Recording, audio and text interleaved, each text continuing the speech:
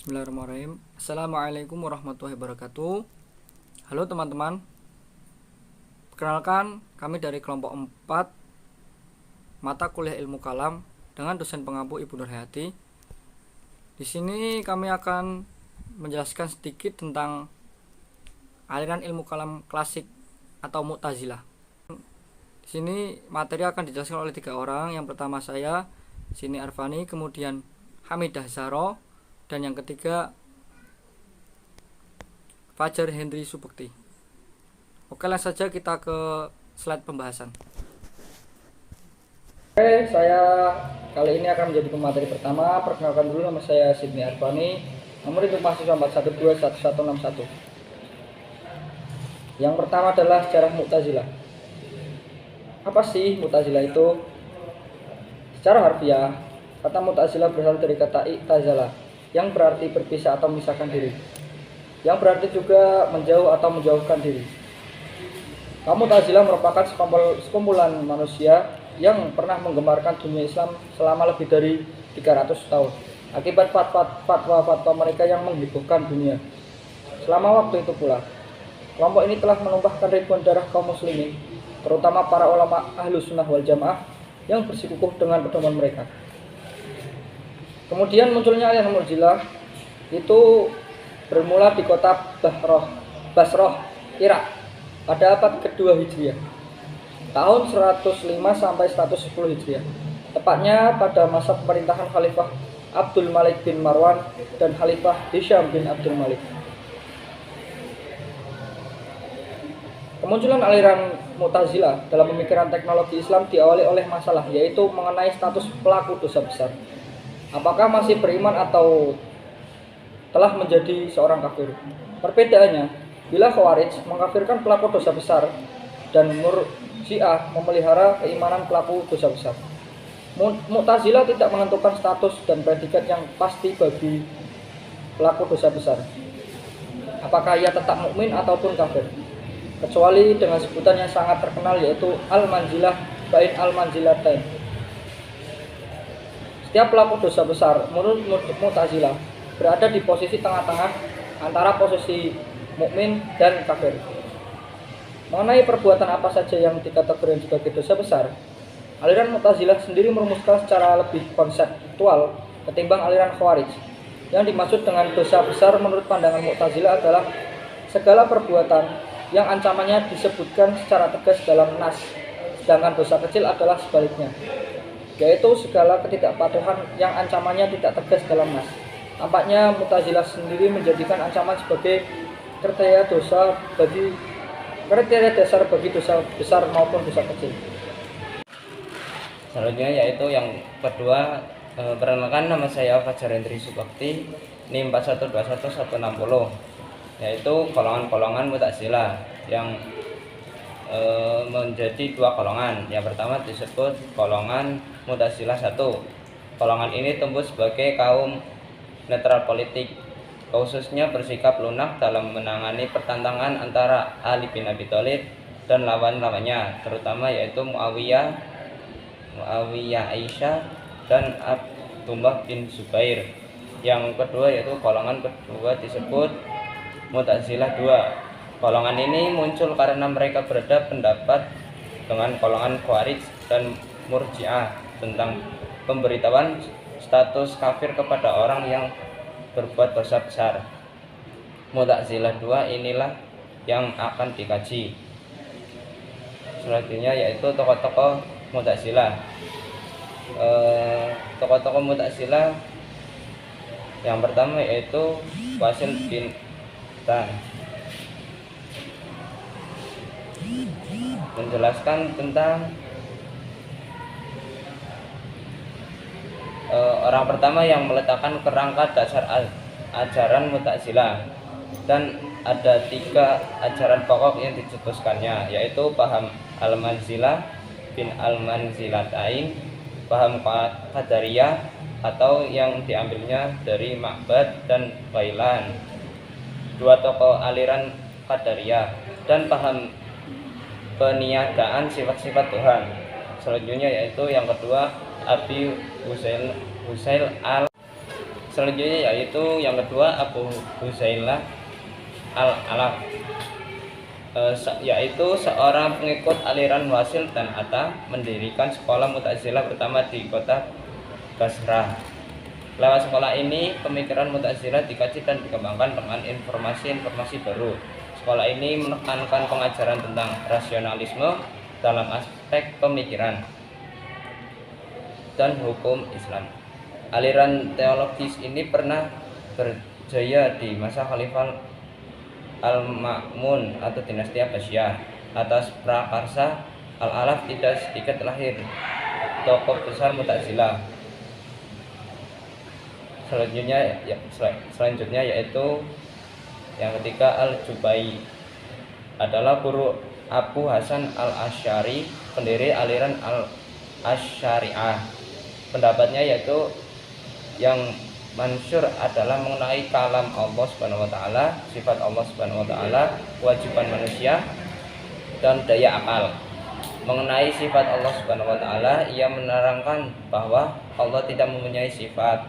Kalau dikatakan Tuhan berkuasa, berkehendak dan mengetahui, berarti ia berkuasa, berkehendak dan mengetahui melalui esensinya, bukan dengan sifatnya. Selanjutnya yaitu yang keempat An-Azam, yang berpendapatnya yang terpenting adalah mengenai keadilan Tuhan. Karena Allah Subhanahu wa taala yang Maha Adil, ia tidak berkuasa untuk berlakuan lazim. Dalam hal ini pendapat lebih jauh dari guru-gurunya, yaitu Al-Alaf dan kaum Al-Alaf mengatakan bahwa Tuhan mustahil berbuat zalim kepada hambanya. Maka An-Azam menegaskan bahwa hal itu bukanlah hal yang mustahil. Bahkan Tuhan tidak mempunyai kemampuan untuk berbuat zalim. Selanjutnya yaitu yang kelima Al-Jahiz. Dalam tulisan-tulisan Al-Jahiz, Abu Usman bin Bahar dijumpai paham naturalisme atau kepercayaan akan hukum alam yang oleh kaum Mu'tazilah disebut sunnah Allah. Ia adalah menjelaskan bahwa perbuatan-perbuatan manusia tidaklah sepenuhnya diwujudkan oleh manusia itu sendiri, melainkan dari pengaruh hukum alam. Yang selanjutnya yaitu keenam Mu'ammar bin Abbad. Mengenai Mu'ammar bin Abbad adalah pendiri Mu'tazilah aliran Baghdad. Pendapatnya tentang kepercayaan pada hukum alam. Pendapatnya ini sama dengan pendapat Al-Jahiz. Ia mengatakan bahwa Tuhan hanya menciptakan benda-benda materi. Selanjutnya yaitu yang ketujuh Bi'ish al-Mu'tamir. Ajaran ini yang penting menyangkut pertanggungjawaban perbuatan manusia. Anak kecil bagian tidak dimintai pertanggungjawaban atas perbuatan di akhirat karena ia belum mukallaf. Yaitu selanjutnya 8 Abu Musa al-Mudar, dianggap sebagai pemimpin Mu'tazilah yang sangat ekstrim karena pendapatnya yang mudah mengkafirkan orang lain. Menurut Syahristani, ia menuduh kafir semua orang yang mempercayai kekadiman Al-Quran. Ia juga menolak pendapat bahwa di akhirat Allah Subhanahu wa taala dapat dilihat dengan mata kepala sendiri. Yang terakhir yaitu 9 Hisham bin Al-Fuwati berpendapat bahwa ada yang dinamakan surga dan neraka. Hanyalah ilusi. Belum ada wujudnya sekarang. Alasan yang dikemukakan adalah tidak ada gunanya menciptakan surga dan neraka sekarang karena belum waktunya orang memasuki surga dan neraka. Sekian dari saya. Saya Hamidah Yara, NIM 4121159 akan melanjutkan materinya. 5. Ajaran dasar Mu'tazilah yang tertuang dalam al-usul al-khamsah, yaitu yang pertama ada at-tauhid atau pengesaan Tuhan, merupakan prinsip utama dan intisari ajaran Mu'tazilah. Sebenarnya setiap mazhab teologis dalam Islam memegang doktrin ini. Namun bagi Mu'tazilah, tauhid memiliki arti yang spesifik. Tuhan harus disucikan dari segala sesuatu yang dapat mengurangi arti kemahaesaannya. Tuhanlah satu-satunya yang esa, yang unik, dan tidak ada satupun yang menyamainya. Oleh karena itu, hanya dialah yang qadim. Bila ada yang qadim lebih dari satu, maka telah terjadi ta'adud al-qodama atau berbilangnya zat yang tak berpermulaan. Untuk memurnikan keesaan Tuhan atau tansih, Mu'tazilah menolak konsep Tuhan memiliki sifat-sifat penggambaran fisik Tuhan, dan Tuhan dapat dilihat dengan mata kepala. Mu'tazilah berpendapat bahwa Tuhan itu esa, tidak ada satupun yang menyerupainya. Dia maha melihat, mendengar, kuasa, mengetahui, dan sebagainya. Namun, mendengar, kuasa, mengetahui, dan sebagainya itu bukan sifat melainkan zatnya. Menurut mereka, sifat adalah suatu yang melekat. Bila sifat Tuhan yang qadim, berarti ada dua. Yang qadim yaitu zat dan sifatnya. Wasil bin Atta seperti dikutipkan oleh Asy-Syahrastani mengatakan, siapa yang mengatakan sifat yang qadim berarti telah menduakan Tuhan. Ini tidak dapat diterima karena merupakan perbuatan syirik. Yang kedua adalah al-adl. Ajaran dasar Mu'tazilah yang kedua adalah al-adl, yang berarti Tuhan Maha Adil. Adil ini merupakan sifat yang paling gambling untuk menunjukkan kesempurnaan, karena Tuhan Maha Sempurna. Dia sudah pasti adil. Ajaran ini bertujuan untuk menetapkan Tuhan benar-benar adil menurut sudut pandang manusia. Karena alam semesta ini sesungguhnya diciptakan untuk kepentingan manusia. Tuhan dipandang adil apabila bertindak hanya yang baik atau as-salah dan terbaik as-salah, dan bukan yang tidak baik. Begitu pula Tuhan itu adil baik bila tidak melanggar janjinya. Dengan demikian Tuhan terikat dengan janjinya. Yang ketiga al-wa'd wa al-wa'id, berarti janji dan ancaman. Tuhan yang maha adil dan maha bijaksana tidak akan melanggar janjinya. Perbuatan Tuhan terikat dan dibatasi oleh janjinya sendiri, yaitu memberi pahala surga bagi yang berbuat baik al-muti, dan mengancam dengan siksa neraka atas yang durhaka atau al-asyi. Begitu pula janji Tuhan untuk memberi pengampunan pada orang yang bertaubat nasuha pasti benar adanya. Ini sesuai dengan prinsip keadilan. Jelasnya, siapapun berbuat baik akan dibalas dengan kebaikan, siapapun berbuat jahat akan dibalas dengan siksa yang sangat pedih. Ajaran ketiga ini tidak memberi peluang bagi Tuhan selain menunaikan janjinya, yaitu memberi pahala orang yang taat dan menyiksa orang yang berbuat maksiat, kecuali orang yang sudah bertaubat nasuha. Tidak ada harapan bagi pendurhaka kecuali bila ia tobat. Kejahatan dan kedurhakaan yang menyebabkan pelakunya masuk neraka adalah kejahatan yang termasuk dosa besar. Sedangkan terhadap dosa kecil, Tuhan mungkin mengampuninya. Ajaran ini tampaknya bertujuan mendorong manusia berbuat baik dan tidak melakukan perbuatan dosa. Yang keempat adalah al-manzilah bain al-manzilatain.